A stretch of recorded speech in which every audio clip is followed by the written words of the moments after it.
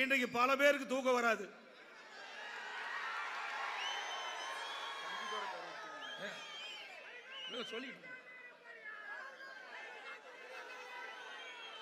ஏன்னா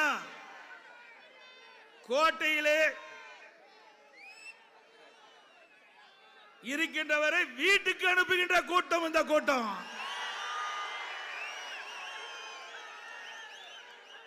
வேலூர் கோட்டையிலே நம்முடைய இளைஞர் இளம்பெண்கள் பாசனுடைய சிப்பாய்கள் சென்ட் ஜார்ஜ் கோட்டை நோக்கி புறப்பட்டு விட்டார்கள்.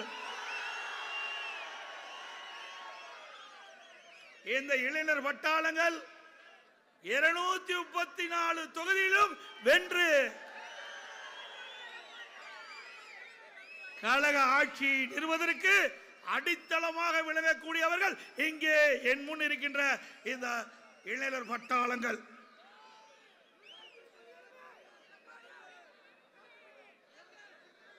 இன்னைக்கு பொன்மனச்சம்பல் புரட்சி தலைவர் எம்ஜிஆர் இயக்கத்தை துவக்கின்ற பொழுது தீய சக்தி திமுகவை வீழ்த்த வேண்டும் என்பதற்காக இந்த இயக்கத்தை துவக்கினார்கள். பொன்மனச்சம்பல் புரட்சி தலைவர் எம்ஜிஆரை திமுகவில் இருந்து கருணாநிதி நீக்கப்பட்ட போது இங்கே இருக்கின்ற இளைஞர் பட்டாளங்கள் போல அன்றைய தினம் இளைஞர் பட்டாளங்கள் புரட்சி தலைவர் எம்ஜிஆர் பின்பு சென்ற காரணத்தினால் எல்லா தேர்தல்களும் வென்றார்கள். இளைஞருடைய பலம் அந்த அளவுக்கு இருக்கின்றது. பொன்மனச்சம்பல் புரட்சி தலைவர் எம்ஜிஆர் அவர்கள் பல்வேறு அணியை தோற்றுவித்தார்கள்.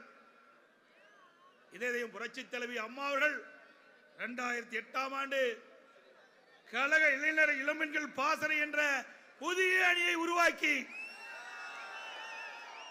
சுமார் தமிழகத்திலே 30 லட்சம் இளைஞர் இளம்பெண்களை சேர்த்தார்கள். ஆக இந்த அமைப்புக்கு ஒரு வலிமை கிடைத்தது, இயக்கத்திற்கு ஒரு வலிமை கிடைத்தது. ஒரு கட்டடம் வலிமையாக இருக்க வேண்டும் என்று சொன்னால் அஸ்திவார வலிமையாக இருக்க வேண்டும். ஒரு இயக்கம் வலிமையாக இருக்க வேண்டும் என்று சொன்னால் அதிலே தொண்டர்கள் வலிமையாக இருக்க வேண்டும், அது இளைஞர்கள் அதிகமாக இருக்க வேண்டும். அதற்காக அம்மா அவர்கள் இளைஞர் பாசறை உருவாக்கினார்கள். அதன் மூலமாக தேர்தலிலே இளைஞருடைய உழைப்பு கிடைத்தது, வெற்றி கிடைத்தது. அதே போல மாண்புமிகு அம்மா அவர்கள் இந்த அமைப்பை ஏற்படுத்துவதற்கு அனைத்து மாவட்டங்களிலும் பொறுப்பாளர்களை நியமித்தார்கள். அப்பொழுது நான் கொள்கை பரப்பு செயலாளராக இருந்தேன். சேலம் மாவட்டத்திற்கு எனது பொறுப்பை ஒப்படைத்தார்கள். அப்போ எல்லா மாவட்ட பொறுப்பாளர்கள் ஊர் ஊராக சென்று கிராமமாக சென்று நகர பகுதியில் சென்று அம்மாவுடைய கட்டளை ஏற்று 30 லட்சம் இளைஞர்கள் இளம்பெண்களை இந்த இயக்கத்தை சேர்த்து தமிழகத்திலே இளைஞர்கள் அதிகமுள்ள ஒரே இயக்கம் அதிமுக இயக்கம்.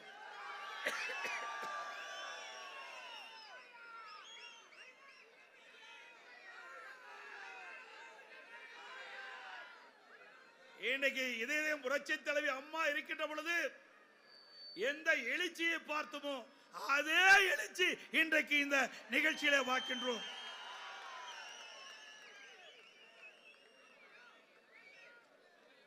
இன்றைக்கு இதை ஒட்டி அனைத்து இந்திய அண்ணா திராவிட முன்னேற்ற கழகம் இன்றைய தினம் கிராமத்திலிருந்து நகர வரை இளம் தலைமுறை விளையாட்டு வீரர்கள் என்று புதிய அணியை இப்பொழுது உருவாக்கி இருக்கின்றோம். என்ன விளையாட்டு என்பது இளைஞர்களுக்கு பிடித்தம். எல்லா பகுதியிலுமே இளைஞர்கள் விளையாட்டிலே ஆர்வம் கொள்வார்கள். அப்படிப்பட்ட ஒரு அணியை உருவாக்க வேண்டும் என்ற அடிப்படையிலே இன்றைய தினம் அனைத்து இந்திய அண்ணா திராவிட முன்னேற்ற கழகம் இளம் தலைமுறை விளையாட்டு வீரர்கள் என்ற ஒரு புதிய அமைப்பை உருவாக்கி இருக்கின்றோம். இந்த அமைப்பின் மூலமாக அதிக அளவிலே இளைஞர்கள் ஈர்க்கப்படுவார்கள்.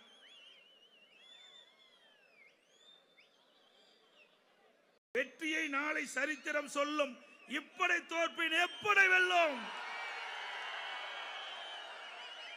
இந்த இளைஞர் இளம்பெண்கள் படைதான் சிப்பாய்களாக இருந்து இந்த தேர்தலை கலந்தாடுவார்கள்.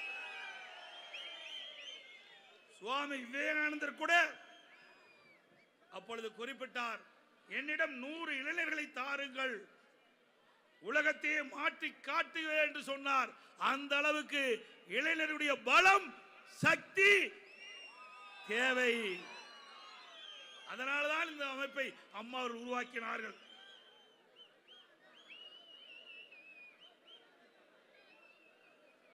இன்றைக்கு இளைஞர் பாசறை, இளம்பெண்கள் பாசறை இந்த இயக்கத்திற்கு ஒரு முன்னோடியாக திகழக்கூடிய ஒரு அமைப்பு என்பதை நேரத்தில் தெரிவிக்க விரும்புகின்றேன். இன்றைக்கு முதலமைச்சர் ஸ்டாலின் பேசுகிறார். அதிமுக அறிக்கை, எடப்பாடி பழனிசாமியுடைய அறிக்கை பாரதிய ஜனதா ஒட்டி இருக்கிறது என்று சொல்கிறார். திரு ஸ்டாலின் அவர்களே, பொன்மனச்செம்மல் புரட்சி தலைவர் எம்ஜிஆர் காலத்திலும் சரி, இதையும் புரட்சி தலைவர் அம்மா காலத்திலும் சரி, அனைத்து இந்திய அண்ணா திராவிட முன்னேற்ற கழகம் யாரை நம்பியும் இருந்தது கிடையாது, மக்களை நம்பி இருக்கின்றது. யாரை ஒட்டியும் அரசியல் செய்வது கிடையாது. அனைத்து இந்திய அண்ணா திராவிட முன்னேற்ற கழகம் கழக தொண்டர்கள், பொதுமக்களை நம்பி இருக்கின்ற கட்சி. எனக்கு முன்னாலே அறிவிச்சார் வீரமணி அவர்களும் மாவட்ட செயலாளர் பேசினார். திமுக அதனுடைய கூட்டணியை நம்பி இருக்கின்றது. அண்ணா திமுக ஆட்சி காலத்திலே போடப்பட்ட திட்டங்கள் மக்கள் மத்தியிலே இருக்கின்றது. அதனால் மக்களை நம்பி இருக்கின்ற இயக்கம் அண்ணா திமுக இயக்கம். எனவே நாங்கள் யாரையும் சாடி செல்வது கிடையாது. எங்களை நாடித்தான் மற்றவர்கள் வருவார்கள். மற்றவர்களை நாடி சென்ற நிலை எப்பொழுதும் கிடையாது. இன்றைக்கு திரு ஸ்டாலின் இன்றையும் சொன்னார், நான் வெளியிலே செல்கின்ற பொழுது, மக்களை பார்க்கின்ற பொழுது இளைஞர்கள் என்னை அப்பா என்று அழைக்கின்றார்கள் என்று புதுசா கண்டுபிடிச்சிருக்கார். அப்பா என்று மக்கள் கேட்கின்றார்கள். குழந்தைகள் மற்றும் பெண்கள் பாலியல் துன்புறுத்தும் போது கதற சத்தம், அப்பா அப்பா என்று கதறுகிறது. அந்த சத்தம் கேட்கவில்லையா?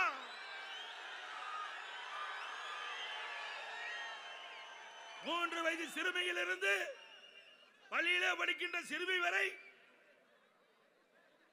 பாலியல் வன்கொடுமைக்கு ஆளாகின்ற பொழுது கதறுகின்ற சத்தம் திரு ஸ்டாலினுக்கு கேட்கவில்லை. அப்பா அப்பா என்று கதறுகிறது. அந்த கதருக்கு என்ன பதில் சொல்கிறீர்கள்? ஜனவரி முதல் 14/2/2025 வரை சுமார் 107 போக்சோ வழக்குகள் தமிழகத்திலே பதிவு செய்யப்பட்டிருக்கின்றன. கிட்டத்தட்ட 56 பெண்கள் பாலியல் குற்றங்கள் இன்றைக்கு பதிவு செய்யப்பட்டிருக்கின்றது. அப்படி என்றால் 2 மாதத்தில் இவ்வளவு சிறுமிகள் 18 வயதுக்கு குறைவானவர்கள் பாலியல் வன்கொடுமைக்கு ஆளாக்கப்பட்டிருக்கிறார்கள் என்று சொன்னால் அந்த கதற சத்தம், அந்த கதறல் சத்தம், அப்பா அப்பா என்று கதறுகின்ற சத்தம் ஸ்டாலின் செவிக்கு எட்டவில்லையா?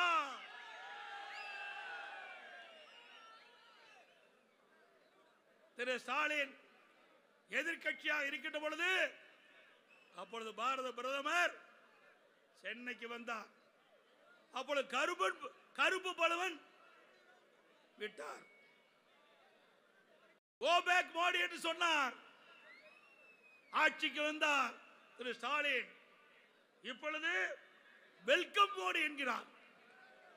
எதிர்கட்சியா இருக்கும் போது கோ பேக் மோடி, கருப்பு பலன் விட்டார், எதிர்ப்பை பிரதிபலித்தார். ஆளுகின்ற கட்சியா வருகின்ற பொழுது ஊழல் குற்றச்சாட்டு நிறைந்த காலத்திலே பயத்திலே வெல்கம் மோடி என்கிறார். அது மட்டுமில்ல, வெள்ளை குடை பிடிக்கிறார். திரு ஸ்டாலின் அவர்களே, உங்களுக்கு வெள்ளை குடை வேந்தர் என்று பெயர் சூட்டினால் பொருத்தமா இருக்கும்.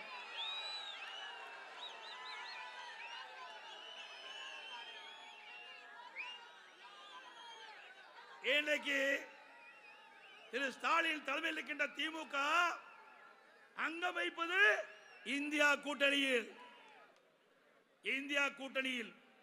என்றைக்கு திரு ஸ்டாலின் இந்தியா கூட்டணியில் அங்க வைத்தாரோ அந்த கட்சி இன்றைக்கு சின்ன பின்னமாய் கொண்டிருக்கின்றது. இந்தியா கூட்டணி ஏன் என்று சொன்னால் அந்த இந்தியா கூட்டணியில் அங்கம் வைக்கின்றவர்கள் உண்மையாக அந்த கூட்டணியை நேசிக்கவில்லை. இங்கே இருக்கின்ற தமிழகத்தில் இருக்கின்ற திமுக தலைவர் திரு ஸ்டாலின் அவர்கள் இரட்டை வேடம் போடுகிறார். ஒரு பக்கம் இந்தியா கூட்டணியிலே அங்கம் வைக்கின்றார், மறுபக்கம் பாரதிய ஜனதா கட்சியை சேர்ந்த மத்திய அமைச்சரை அழைத்து வந்து கருணாநிதியினுடைய நூற்றாண்டு விழா நாணயத்தை வெளியிடுகிறார். ஆக திராவிட முன்னேற்ற கழகம் இரட்டை வேடம் போடுகின்ற கட்சி திமுக கட்சி.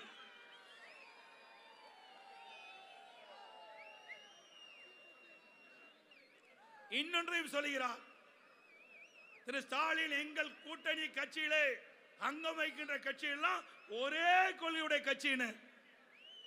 அப்படின்னா தனித்தனி கட்சி இருக்கு, எல்லாமே திமுகவோட சேர்த்திடலாம். அண்ணா திமுக பொறுத்த வரைக்கும் தேர்தல் வருகின்ற பொழுது கூட்டணி வைப்போம்.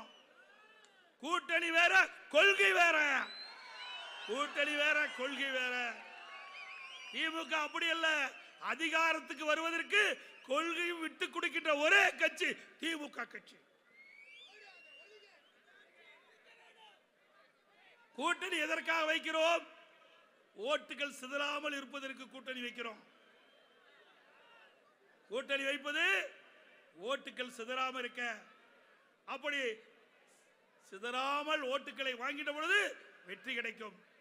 வருகின்ற சட்டமன்ற 2026 சட்டமன்ற தேர்தலில் அனைத்து இந்திய அண்ணா திராவிட முன்னேற்ற கழக தலைமையில் மிகப்பெரிய கூட்டணி அமையும்.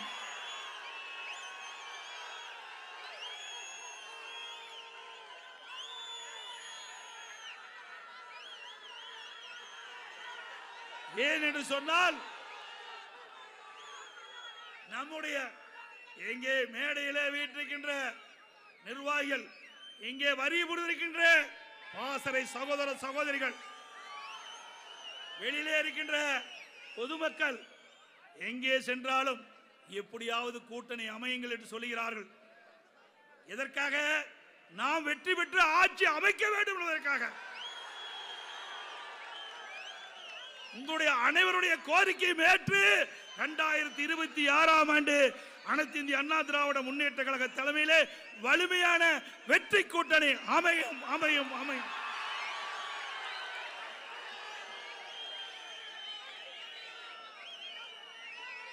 திமுகவுக்கு என்ன கொள்கை இருக்குது? நல்லா சிந்தித்து பாருங்க. 1999 ஆண்டு அப்பொழுது பாரதிய ஜனதா கட்சியோட கூட்டணி நாடாளுமன்றத்தில் வெற்றி பெற்றார்கள். மத்தியிலே ஆட்சி அமைத்தார்கள். மத்தியிலே ஆட்சியிலே மத்தியிலே ஆட்சி அதிகாரத்துக்கு வந்தார்கள். அப்பொழுது முரசொலி மாறன் அவர்கள் நோய்வாய்ப்பட்டு ஓராண்டு காலம் சுயநிலைவில்லாமல் இருந்தாங்க. அப்பொழுது இலாக்கா இல்லாத அமைச்சராக பாரதிய ஜனதா அரசாங்கம் அவரை வைத்திருந்தது. அந்த 5 ஆண்டு காலம் முடிந்தது. அப்படியே அந்தர் பல்டி, கொள்கை கிடையாது, கோட்பாடும் கிடையாது. 2004 காங்கிரஸோட கூட்டணி. இவர்கள் நம்மை பற்றி பேசுவதற்கு அருகதை இல்லை. திரு ஸ்டாலின் அவர்களுக்கு சந்தர்ப்பவாத கட்சி திமுக கட்சி. பச்சோந்தி கூட கொஞ்ச நேரம் கழிச்சுதான் நிறம் மாறும். இன்றைக்கு அடிக்கடி நிறமாறக்கூடிய ஒரே கட்சி திமுக கட்சி. பதவிக்கும் அதிகாரத்துக்கும் வருவதற்கு எதை வேணாலும் விட்டுக் கொடுப்பார்கள். அப்படி விட்டுக் கொடுத்துதான் 1999 ஒரு கட்சியோட மத்தியிலே ஆட்சிக்கு வருவதற்கு, மத்தியிலே பதவிக்கு வருவதற்கு, அதிகாரத்துக்கு வருவதற்கு கூட்டணி அமைத்தார்கள். அப்படியே 2004 மத்தியிலே ஆட்சி அதிகாரத்தில் வருவதற்கு காங்கிரஸோட கூட்டணி அமைத்த கட்சி தான் திமுக கட்சி.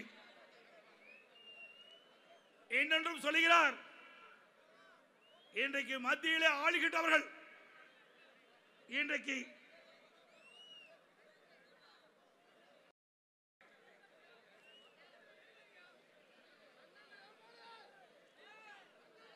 நம்முடைய தமிழ்நாட்டுக்கு வழங்க வேண்டிய நிதியை கொடுக்க மறுக்கின்றார்கள். மத்திய அரசுக்கு வேண்டுகோள் வைக்கின்றோம், தமிழ்நாட்டு மக்களை பாருங்கள். எங்கே ஆட்சி செய்கிறவர்களை பற்றி கவலைப்படாதீர்கள்.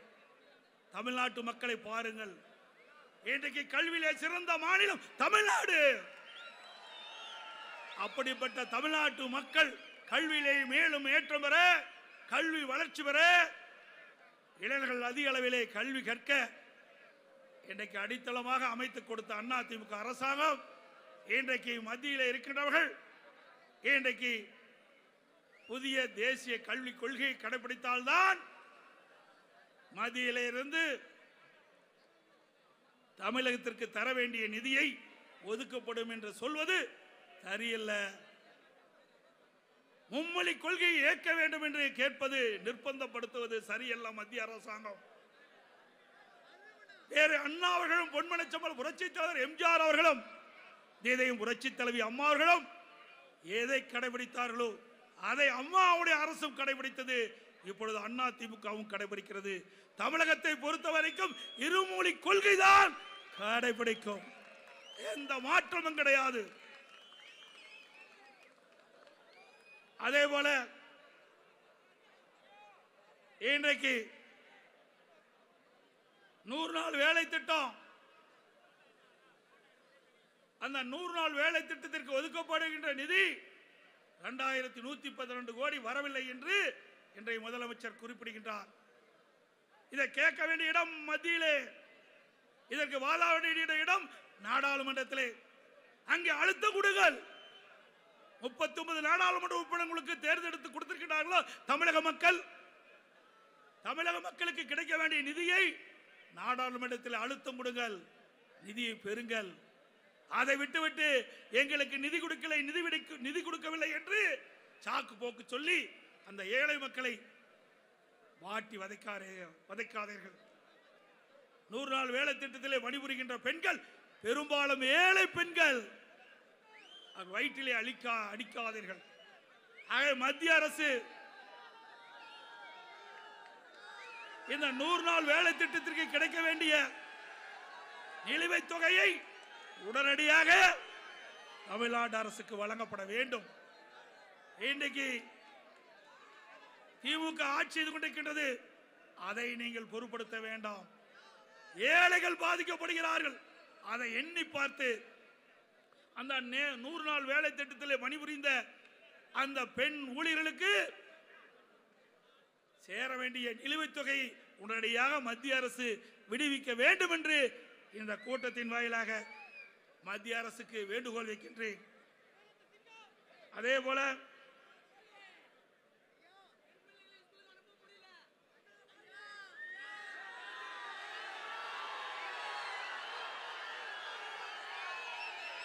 எனக்கு முன்னாலே பேசியவர்கள் சொன்னார்கள், நீட் தேர்வை பத்தி சொன்னாங்க. நாம ஆட்சியில் இருக்கும் போது திரு ஸ்டாலின் ஊர் ஊரா போய் 2021 சட்டமன்ற தேர்தல் போது பேசினார். உதயநிதி ஸ்டாலின் அவர்களும் பேசினார். திராவிட முன்னேற்ற கழகம் ஆட்சிக்கு வந்தவுடன் முதல் கையெழுத்து நீட் தேர்வு ரத்து செய்யப்படும் என்று. ஆட்சிக்கு வந்து 4 ஆண்டு காலம் ஆகிவிட்டது. மக்கள் கேட்கின்றார்கள், நீட் தேர்வு ஏன் ரத்து செய்யவில்லை என்று. உதயநிதி ஸ்டாலின் அவர்கள் சொன்னார், நீட் தேர்வு ரத்து செய்வதற்கு ரகசியம் இருக்குது என்று சொன்னார். இதுவரை இந்த ரகசியத்தை அவரே கண்டுபிடிக்க முடியல. பச்சை பொய், நாட்டு மக்களை ஏமாற்றுகின்ற தந்திரவாதிகள். ஆக இப்பொழுது நடந்த சட்டமன்ற கூட்டத்தொடரிலே திரு ஸ்டாலின் சொல்லிவிட்டார், நீட் தேர்வை எங்களால் ரத்து செய்ய முடியாது என்று. நீட் தேர்வை திமுகவால் ரத்து செய்ய முடியாது என்று கையை விரித்து விட்டார். நீதிமன்றத்திலே வழக்கு இருக்கின்ற காரணத்தினாலே நீட் தேர்வு ரத்து செய்ய முடியாது என்று சொல்லிவிட்டார். அதைத்தாயா நானும் சொன்னேன், அதைத்தானே நாங்களும் சொன்னோம். ஊரூரா போய் மக்களை ஏமாற்றி, இளைஞர்களை ஏமாற்றி, மாணவர்களை ஏமாற்றி, பெற்றோர்களை ஏமாற்றி திமுக ஆட்சிக்கு வந்தா நீட் தேர்வை ரத்து செய்வோம் என்று இன்னைக்கு ஆசை வார்த்தையை கவர்ச்சிகரமாக பேசி வாக்குகளை வாங்கி ஆட்சிக்கு வந்தீங்களா? ஏன் ரத்து செய்யல மக்கள் கேட்கிறாங்க. எனக்கு முன்னாலே அறிவிச்சவர் வீரமணி அவர்கள் பேசினார். அறிவிச்ச மாவட்ட செயலாளர் பேசினார். இதை நீட் தேர்வுக்கு மாற்றாக அரசு பள்ளியில் படிக்கின்ற மாணவ செல்வங்கள் 141 பேர் 141% அரசு பள்ளியிலே படிக்கின்றார்கள். அவள் அத்தனை பேரும் ஏழை மாணவர்கள், விவசாயிகள், விவசாய தொழிலாளிகள், ஏழை தொழிலாளிகள். அப்படிப்பட்ட குடும்பத்திலே பிறந்த மாணவ மாணவி தான் அரசு பள்ளியிலே படிக்கின்றது. அவருடைய கனவு மருத்துவராக வேண்டும், பல் மருத்துவராக வேண்டும். அந்த கனவை நனவாக்கிய அரசாங்கம் அம்மாவுடைய அரசாங்கம். பொதுமக்கள் கோரிக்கை வைக்கல, எதிர்க்கட்சி கோரிக்கை வைக்கல. நான் முதலமைச்சராக இருந்த பொழுது நானும் அரசு பள்ளியிலே படித்த மாணவன். நானும் எங்க ஊர்ல சிலுவம்பாளையத்தில் ஆரம்ப பள்ளியிலே படித்தேன், பவானியில அரசு பள்ளியிலே படித்தேன். ஆக அரசு பள்ளியிலே படிக்கின்ற மாணவர்கள் புறக்கணிக்கப்படுகிறார்கள். அப்படி புறக்கணிக்கப்படுகின்ற மாணவர்களுக்கு எனக்கு ஒரு வாய்ப்பு கிடைத்தது. அந்த வாய்ப்பின் மூலமாக 7.5% உள்ளிடஒதுக்கீடை கொண்டு வந்த சட்டம் இயற்றப்பட்டு அமுல்படுத்தப்பட்டு இன்றைய தினம் 3446 பேர் MBBS பல் மருத்துவராக மருத்துவக் கல்வி பயின்று வருகிறார். அது மட்டுமல்ல, இந்த மருத்துவக் கல்வி படிக்கின்ற மாணவர்களுக்கு ₹1 செலவு கூட கிடையாது. எல்லாமே அரசாங்கமே ஏற்றுக்கொள்ளும். அந்த உத்தரவையும் அம்மாவுடைய அரசு தான் போட்டுச்சு. திரு ஸ்டாலின் அவர்களே, பொன்மனச்செம்மல் புரட்சி தலைவர் எம்ஜிஆர் கண்ட கனவு, அம்மா கண்ட கனவு, அண்ணா கண்ட கனவு, ஏழையின் சிரிப்பிலே இறைவனை காண்போம் என்று சொன்னார். அதை நனவாக்கிய அரசாங்கம் அம்மாவுடைய அரசாங்கம்.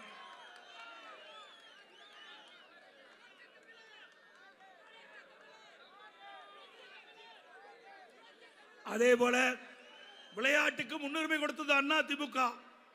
பொன்மனச்செம்மல் புரட்சி தலைவர் எம்ஜிஆர் இருக்கின்ற பொழுது இந்த விளையாட்டுக்கு முன்னுரிமை கொடுத்து அதற்காக இன்றைக்கு அவர்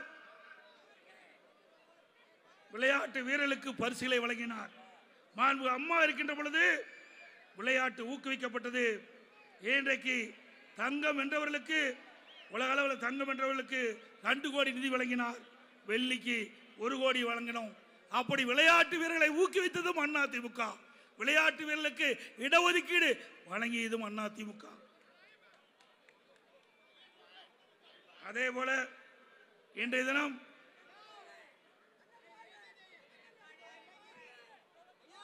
அனைத்து இந்திய அண்ணா திராவிட முன்னேற்ற கழக அரசு இருக்கின்ற பொழுது மாண்பு அம்மாள் படித்த இளைஞர்களுக்கு வேலை வாய்ப்பு உருவாக்கி தர வேண்டும் என்பதற்காக சென்னையிலே தொழில் முதலீட்டார் மாநாட்டை நடத்தி சுமார் 2,42,000 கோடி தொழில் முதலீட்டை ஈர்த்து சுமார் 2 லட்சம் பேருக்கு வேலை வாய்ப்பை உருவாக்கி தந்தார்கள். படித்த இளைஞர்களுக்கு வேலை வாய்ப்பு உருவாக்கி தந்தோம். அம்மா வழியிலே வந்த அம்மாவுடைய அரசாங்கம்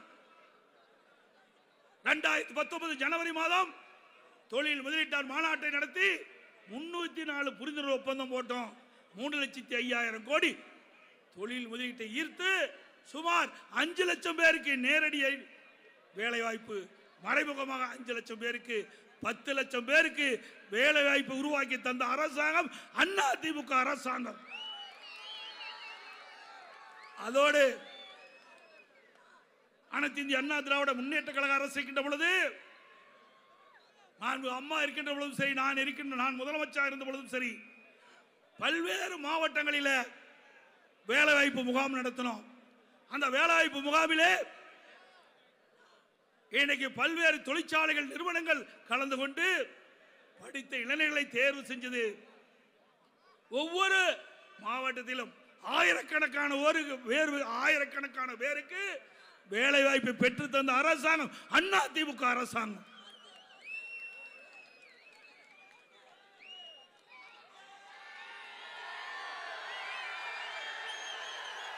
அதே போல இன்றைக்கு திராவிட முன்னேற்ற கழகம் ஆட்சிக்கு வந்த பிறகு விலைவாசி விண்ணை முட்டுகின்ற அளவுக்கு உயர்ந்திருக்கின்றது.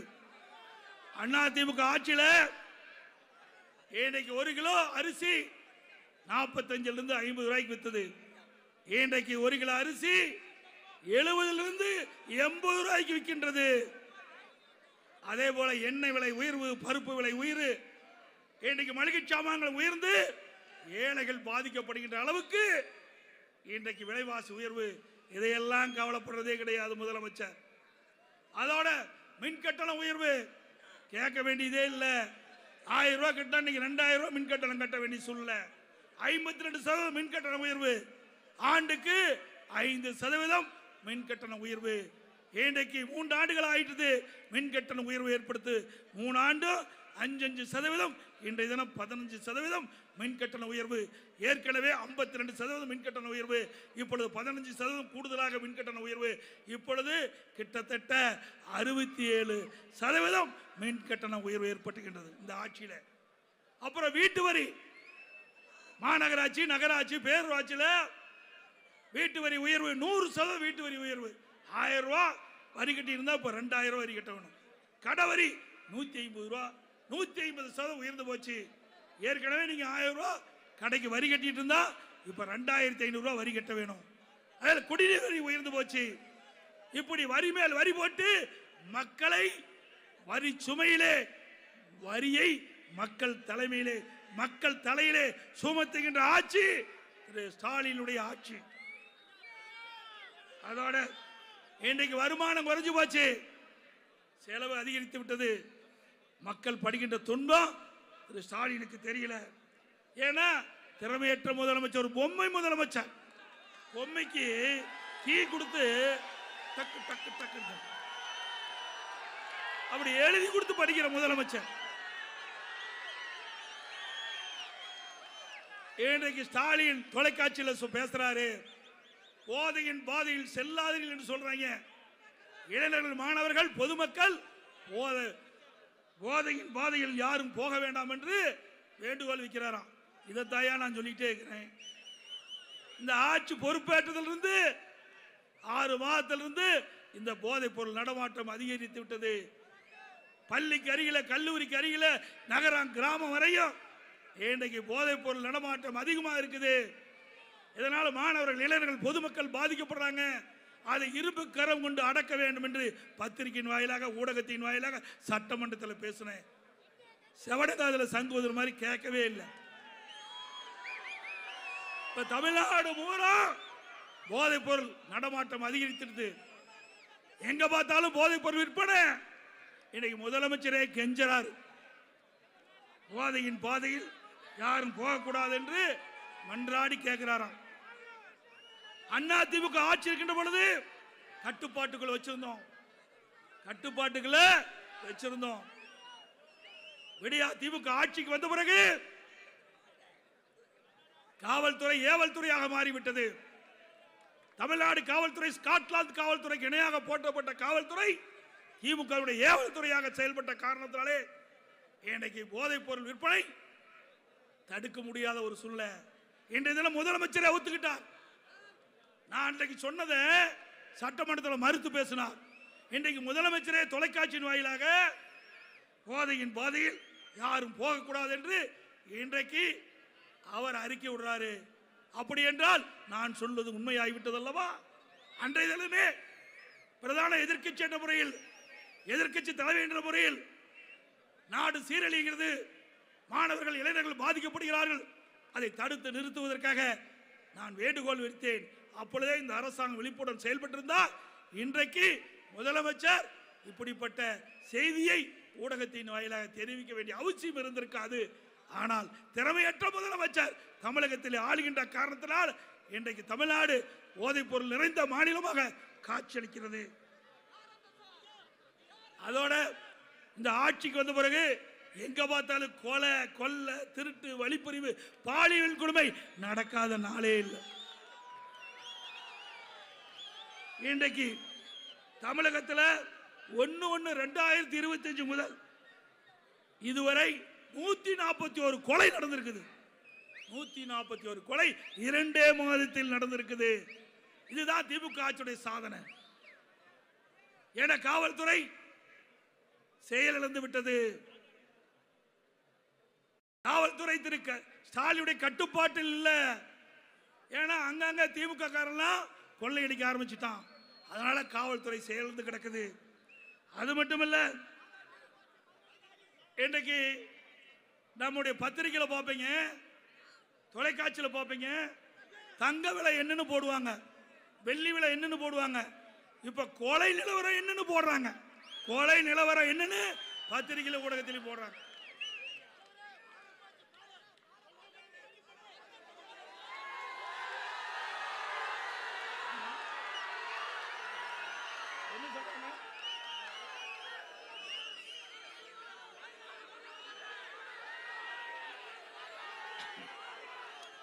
அதே போல தேர்தல் நேரத்தில் 525 வாக்குறுதிகளை கொடுத்தாங்க. இதுவரைக்கும் ஒரு 15% அறிவிப்பு கூட நிறைவேற்ற முடியல. ஆனா திரு ஸ்டாலின் பேசுகின்ற பொழுதெல்லாம் திராவிட முன்னேற்ற கழகம் அரசு 98 அறிவிப்புகள் நிறைவேற்றப்பட்டதாக ஒரு பச்சை பொய்யை சொல்றார். அப்படி என்றால் எனக்கு முன்னாலே பேசினார்களே நிர்வாகிகள், கல்வி கடன் ரத்துனாங்க, இதுவரைக்கும் ரத்து செய்யல. 100 நாள் வேலை திட்டம் 150 நாளாக உயர்த்தப்படும் சொன்னாங்க, உயர்த்தல. 100 நாள் வேலை திட்டத்தில் பணிபுரிகின்ற ஊழியருக்கு சம்பள உயர்வு செய்யல. ரேஷன் கடையில் 1 கிலோ அரிசிக்கு பதிலாக 2 கிலோ, 1 கிலோ சர்க்கரைக்கு பதிலாக 2 கிலோ சர்க்கரை கொடுப்புன்னு சொன்னாங்க, கொடுக்கல. சிலிண்டர் மானியம் மாசம் 100 ரூபாய் கொடுக்கறாங்க, கொடுக்கல. இதெல்லாம் கொடுத்தாங்களா? கொடுத்தாங்களாங்க? ஆக மக்களை ஏமாற்றி அரசாங்கம் திமுக அரசாங்கம் தானே, திமுக அரசாங்கம் தானே. அது மட்டுமல்ல, திராவிட முன்னேற்ற கழகம் ஆட்சிக்கு வந்தா காலி பணியிடங்கள் நிரப்பப்படும் என்று அப்பொழுது அறிவித்தார். இப்பொழுது அரசு ஊழியர்கள் தெரிவிக்கின்றார்கள், தமிழகத்திலே 5 லட்சம் அரசு ஊழியர் பணியிடங்கள் காலியாக இருக்குது. தமிழகத்திலே 5 லட்சம் அரசு பணியிடங்கள் காலியா இருக்குது, இன்னும் நிரப்பல. எப்ப நிரப்ப போறீங்க? அதே போல போக்குவரத்து தொழிலாளர்கள் தங்களுடைய கோரிக்கை வலியுறுத்தி போராட்டம் செஞ்சிட்டு இருக்காங்க. அவர்களுக்கு கிடைக்க வேண்டிய பணப்பலன் கிடைக்கவில்லை என்று அதையும் நிறைவேற்ற தவறிவிட்ட அரசாங்கம். எல்லாருக்கும் நாமம் போட்டாங்க, அரசு ஊழியருக்கு நாமம் போட்ட அரசாங்கம் இந்த விடியா திமுக அரசாங்கம். திரு ஸ்டாலின் அவர்களே, எல்லோரும் போராட ஆரம்பித்து விட்டார்கள். ஒரு பக்கம் விவசாயி போராடுறாங்க, ஒரு பக்கம் நெசவாளர் போராடுறாங்க, விசைத்தறி தொழிலாளர் போராடுறாங்க, அதோட போக்குவரத்து தொழிலாளர் போராடுறாங்க, அரசு ஊழியர்கள் போராடுறாங்க. எப்பொழுது பத்திரிகை விரித்தாலும் பிரிச்சு படிச்சு பார்த்தா தொலைக்காட்சியை அங்கே பார்க்கின்ற பொழுது போராட்டம் போராட்டம் என்று தமிழகம் போராட்டம் நிறைந்த ஒரு மாநிலமாக காட்சியளிக்கிறது.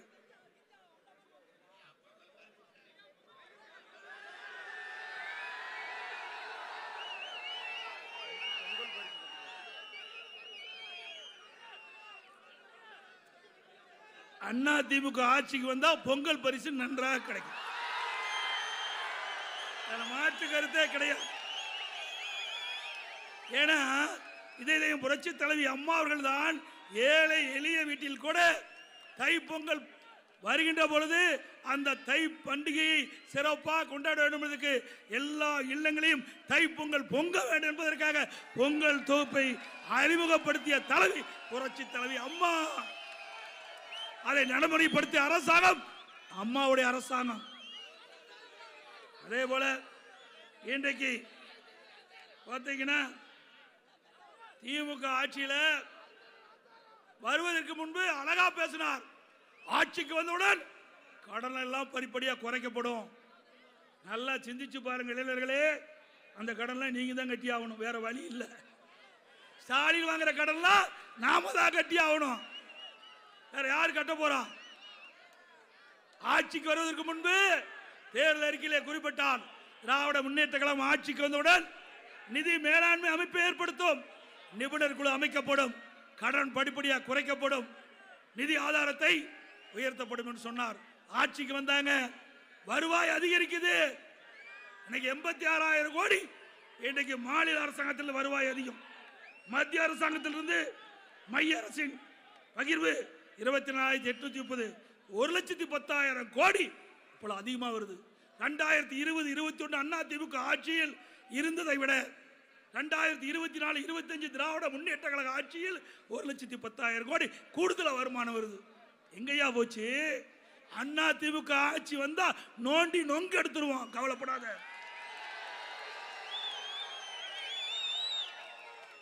73 ஆண்டு காலமாக ஆட்சி செய்த கட்சி, 73 ஆண்டு காலம் பல்வேறு கட்சிகள் ஆட்சி செய்தது. அத்தனை கட்சியும் ஆட்சி செய்த கட்சிகள், ஆட்சி செய்த அரசாங்கம் 5,18,000 கோடி தான் கடன் வாங்குச்சு. ஆனா திமுக ஆட்சிக்கு வந்து 4 ஆண்டுல 3 லட்சம் கோடி கடன் வாங்கி சாதனை படைத்த அரசாங்கம் திமுக அரசாங்கம். இன்னும் 1.5 வருஷம், கிட்டத்தட்ட இன்னும் 1.25 வருஷம் இருக்குது. 5 லட்சம் கோடி கடன் வாங்கிடுவார். இன்றைக்கு கடந்த ஆண்டு 24-25ஆம் ஆண்டு இந்தியாவிலேயே கடன் வாங்குவதில் முதல் மாநிலம் தமிழ்நாடு. அந்த சாதனை தான் இன்றைய முதலமைச்சர் படைத்திருக்கிறார். இந்த ஆட்சியில commission collection corruption, commission collection corruption, அதனால கோடி கோடியா கடன் வாங்குறாங்க. நல்லா சிந்திச்சு பாருங்க. நீங்க எல்லாம் இளைஞர்கள், பல பேர் படிச்சிருக்கிறீங்க. ஏங்க ஒரு அரசாங்கத்தில் கூடுதலான வருவாய் வரும்போது எதுக்கு கடன் வாங்குற? கூடுதலா வருவாய் வரும்போது கடன் வாங்குறது தவறு தானே? சரி, கடன் வாங்கின ஒரு பெரிய திட்டமாவது கொண்டாந்தியா? ஒரு பெரிய திட்டமும் கொண்டாடல. அண்ணா திமுக ஆட்சியில இந்தியாவிலேயே அதிக தார் சாலை நீளமுள்ள மாநிலம் தமிழ்நாடு. அதிக பாலங்களை கட்டி கொடுத்தோம், அதிகமான கல்லூரிகளை கொடுத்தோம். எனக்கு முன்னாலே பேசினார்களே, 10 ஆண்டு காலம் அண்ணா திமுக ஆட்சியில அம்மா இருக்கின்ற பொழுது 7 மருத்துவக் கல்லூரி, நான் முதலமைச்சர் இருக்கும் போது ஒரே ஆண்டில் 11 மருத்துவக் கல்லூரி மருத்துவமனை கொண்டாந்தோம். 7 சட்டக்கல்லூரி, 7 சட்டக்கல்லூரி. அதே போல பாத்தீங்கன்னா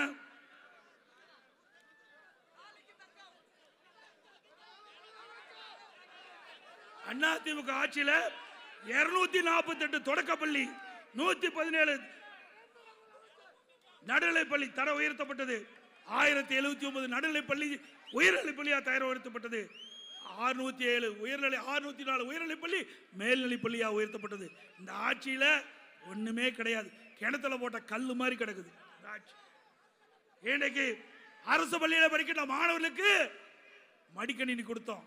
கிட்டத்தட்ட 52,30,000 மாணவ மாணவிகளுக்கு மடிக்கணினி கொடுத்து இன்றைக்கு அறிவுபூர்வமான கல்வி, விஞ்ஞான கல்வி கொடுத்த அரசாங்கம் அண்ணா திமுக அரசாங்கம். 5 காலை மருத்துவக் கல்லூரி, 4 புதிதாக வேளாண்மை கல்லூரி, 21 பல்வகை கல்லூரி, 42 அரசு கலை மற்றும் கல்லூரி, இவ்வளவு கொடுத்தது அண்ணா திமுக ஆட்சிங்க.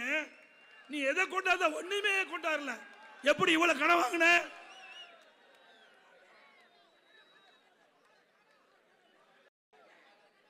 இன்றைக்கு மடிக்கணினி வாங்கினதுக்கு மட்டும் 52,31,000 பேருக்கு வாங்கியிருக்கிறோம். 7,322 கோடி கொடுத்திருக்கிறோம். தாலிக்கு தங்கம் அண்ணா திமுக ஆட்சியில் கொடுத்தோம், நிறுத்திட்ட. இன்றைக்கு ஏழை எளியோர்களுக்கு, அந்தந்த பகுதியிலே வசிக்கின்ற ஏழை மக்களுக்கு அம்மா மினி கிளினிக் மூலமாக இலவசமா சிகிச்சை கொடுக்கக்கூடிய அம்மா மருத்துவ, அதையும் மூடிட்ட. இன்றைக்கு இப்படி பல்வேறு திட்டங்கள். அம்மா மினி கிளினிக் மூடின பெருமை தான் ஸ்டாலின் சாரும்.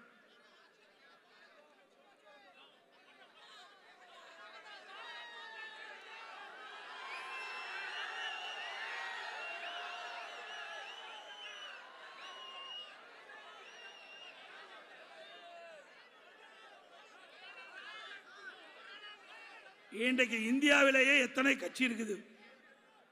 எந்த கட்சியிலையும் இங்கே இருக்கின்ற தொண்டை இந்த மேடைக்கு வர முடியாது. அண்ணா திமுக ஒண்ணுதான் வர முடியும்.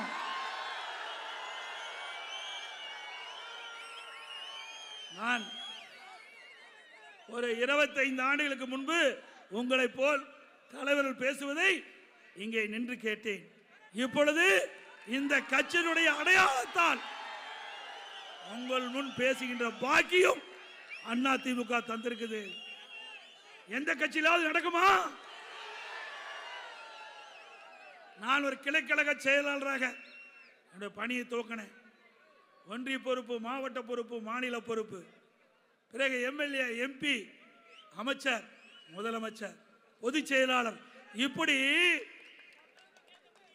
அனைத்து இந்திய அண்ணா திராவிட முன்னேற்ற கழக கட்சியில் தான் ஒரு சாதாரண தொண்டன் கூட உச்சபட்ச பதவிக்கு வர முடியும். திமுக வர முடியுமா? திரு கருணாநிதி, அப்புறம் திரு ஸ்டாலின், இப்போ உதயநிதி முளைச்சிட்டார். என்னையா திரு கருணாநிதி குடும்பம் மன்னர் குடும்பமா? மன்னர் பரம்பரையா? இந்த 2026 சட்டமன்ற தேர்தல் இந்த மன்னர் பரம்பரைக்கு குடும்ப வாரிசு அரசியலுக்கு முற்றுப்புள்ளி வைக்கின்ற தேர்தலாக அமைய வேண்டும். ஏன் நாட்டில் வேற யாருமே இல்லையா? திமுக வேற யாருமே இல்லையா? சிந்திச்சு பாருங்க. அதே போல திரு ஸ்டாலின் குறிப்பிடுகிறார், அனைத்து இந்திய அண்ணா திராவிட முன்னேற்ற கழக ஆட்சியில் எதுவுமே நடக்கல, இருண்டு ஆட்சிங்கிறார். கண்ணாடி போட்டு பாருயா, வெளிச்சத்துக்கு வந்து பாரு, அண்ணா திமுக ஆட்சியில் எவ்வளவு திட்டங்களை கொண்டு வந்தோம் என்று. நான் சொன்னல, இதெல்லாம் திட்டம். இன்றைக்கு இந்த இளைஞர் வட்டாளங்கள் தேர்தல் என்ற போரிலே எதிரிகளை புறமுதுகு காட்டி ஓடுகின்ற அளவிற்கு நம்முடைய பணி இருக்க வேண்டும். எதிரிகளை வீழ்த்துகின்ற பணி உங்களிடத்திலே இருக்கின்றது. வெட்டிவா என்றால் கட்டி வரும் காளைகளை கொண்ட இயக்கம் இங்கே என் முன் நிற்கின்றீர்கள்.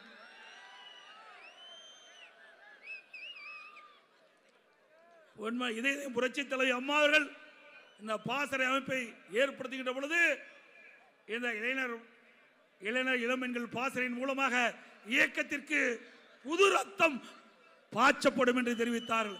அந்த புது ரத்தம் இன்றைக்கு என் கண்முன் பார்க்கின்றேன். திரு ஸ்டாலின் அவர்களே, 2026 தேர்தல் இங்கே வேலூர் கோட்டையிலே போட்ட இந்த பொதுக்கூட்டம், இந்த பாசறை கூட்டம் இன்றைக்கு கோட்டை நோக்கி புறப்பட்டு விட்டது.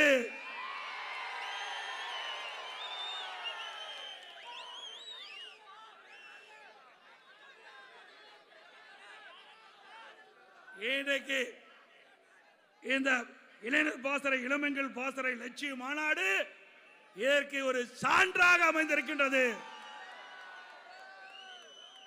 இங்கே வந்திருக்கின்ற இளைஞர்கள் அத்தனை பேரும் தேர்தல் நேரத்திலே தங்கள் பூத் பகுதியிலே சிறப்பாக செயல்பட வேண்டும். கண்ணு கருத்துமாக செயல்பட வேண்டும். கண் துஞ்சாமல் செயல்பட வேண்டும். தேனீக்கிலே போல எறும்பை போல சுறுசுறுப்பாக செயல்பட்டு தலைமை அறிவிக்கின்ற வேட்பாளரை வெற்றி பெற செய்ய வேண்டும். பொன்மனச்செம்மல் புரட்சி தலைவர் கண்ட கனவை, இதே புரட்சி தலைவர் அம்மா கண்ட கனவை நனவாக்க இளைஞர் வட்டாளர்கள் கூறப்பட்டு விட்டது.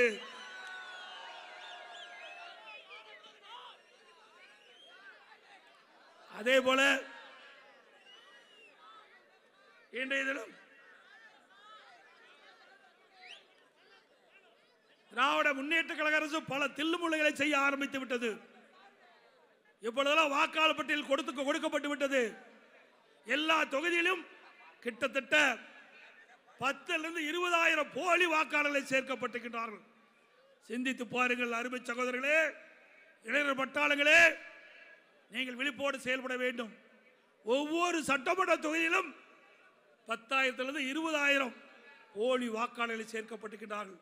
அதையெல்லாம் கண்டுபிடித்து தக்க அதிகாரியிடத்திலே அந்த நீக்கப்பட வேண்டும் என்று அன்போடு இந்த நேரத்தில் உங்களை வேண்டி கேட்டுக் கொள்கிறேன். ஏனென்று சொன்னால் திமுக காரன் கள்ள ஓட்டு போடுவதிலே வல்லவர்கள். ஆக இப்பொழுதே ஆரம்பித்து விட்டார்கள். ஆக உங்களுக்கு கொடுக்கப்பட்ட வாக்காளர் பட்டியலை அதை புரட்டி பாருங்கள். யாரெல்லாம் போலி வாக்காளர் என்பதை கண்டறியுங்கள். அதை சம்பந்தப்பட்ட அதிகாரியிடத்திலே தகுந்த மனு ஆதாரத்தோடு கொடுத்து அதை நீக்க வேண்டும் என்று அன்போடு இந்த நேரத்தில் கேட்கிறேன். அதோட திரு ஸ்டாலின் சொல்றாரு, அண்ணா திமுக மத்தியில் எதுக்கலைங்கிறார். எதுக்க வேண்டிய இடத்துல நாங்க எதுப்போம், அரவணைக்க வேண்டிய இடத்துல அரவணைப்போம். எப்பொழுது பார்த்தாலும் ஸ்டாலின் சொல்வார் தொடர் வெற்றி தொடர் வெற்றி. எடப்பாடி பழனிசாமி பொதுச் செயலாளர் வந்த பிறகு தோல்வி என்று சொன்னார். தோல்வி அல்ல. அனைத்து இந்திய அண்ணா திராவிட முன்னேற்ற கழகம் 2021 75 இடங்களை நாங்கள் பெற்றோம். எங்களுடைய கூட்டணி பெற்றது. திரு ஸ்டாலின் அவர்களே, மறந்து பேசாதீர்கள். 2011 2021 வரை வனவாசம் போன கட்சி திமுக கட்சி. 10 ஆண்டு காலத்தில் பல்வேறு வெற்றிகளை நாங்கள் குவித்தோம். நான் முதலமைச்சர் காலத்தில் கூட நாங்குநேரி, விக்கிரவாண்டி இடைத்தேர்தல் நாங்கள் வெற்றி பெற்றோம். மறந்து விடாதீர்கள். எல்லா தேர்தலிலும் வெற்றி பெற்றோம். அதே போல வருகின்ற 2026 சட்டமன்ற தேர்தலிலும் அண்ணா திமுக பெரும்பான்மை இடங்களிலே வெற்றி பெற்று ஆட்சி அமைக்கும். தமிழகத்திலே இந்த ஆட்சி எப்பொழுது போகும் என்று பார்க்கின்றார்கள். எப்பொழுது அண்ணா திமுக ஆட்சி அமையும் என்று எதிர்பார்க்கின்றார்கள். தமிழகம் முழுவதும் ஒரே குரல் ஒலித்துக் கொண்டிருக்கின்றது. மக்கள் விரோத ஆட்சி, திமுக ஆட்சி எப்பொழுது வீழ்த்தப்படும் என்ற குரல் தமிழகம் முழுவதும் ஒலித்துக் கொண்டிருக்கிறது. ஆகவே வரி முதலிக்கின்ற இளைஞர் வட்டாளங்கள் விழிப்போடு செயல்பட்டு தலைமை கழகம் அறிவிக்கின்ற வேட்பாளர்களை வெற்றி பெற செய்து உங்களுடைய திறமையை காட்டுங்கள். உங்களுக்கு நிகரான எவரும் இல்லை. இளைஞர்களுக்கு நிகரானவர்கள் எவரும் இல்லை. துணிச்சலோடு செலவு பணியாற்றுங்கள், திறமையாக செயலாற்றுங்கள், எதிரிகளை வீழ்த்த வீகம் அமையுங்கள். தேர்தல் என்ற போரிலே கழக வேட்பாளர் வெற்றி பெறுவதற்கு இப்பொழுது ஆயத்தமாகுங்கள். அடுத்து வருகின்ற தேர்தல் நம்மை ஆளு, நம்முடைய ஆட்சி வருகின்ற தேர்தல். அதை எண்ணி பணியாற்றுங்கள் என்று இந்த நேரத்திலே தெரிவித்து, இங்கே மிகச் சிறப்பாக எழுச்சியாக இந்த விழாவை இங்கே நடத்தினார் அறிவுச்சவர்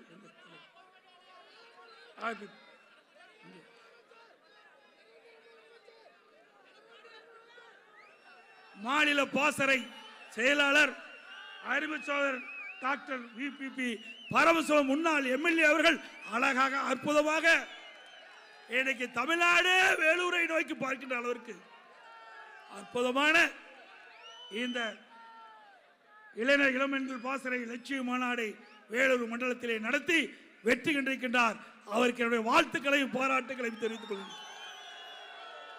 அவரோடு முன்னாள் அமைச்சர், மாவட்ட கழக செயலாளர் எனது அறிவிச்சவர் கே.சி. வீரமணி அவர்கள் இணைந்து பணியாற்றினார்.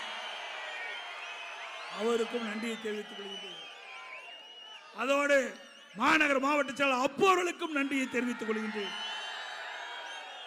மேடையில் வீட்டுக்கின்ற மாவட்ட கழக செயலாளர்கள் அறிவிச்சர் அக்ரி கிருஷ்ணமூர்த்தி அவர்கள், ராமச்சந்திரன் அவர்கள், தூசு மோகன் அவர்கள், அறிவிச்சர் ரவி அவர்கள், சுகுமார் அவர்கள், வேலழகன் அவர்கள், அனைவரும் மாவட்ட கழக செயலாளரும் மிகச் சிறப்பாக செயல்பட்டார்கள்.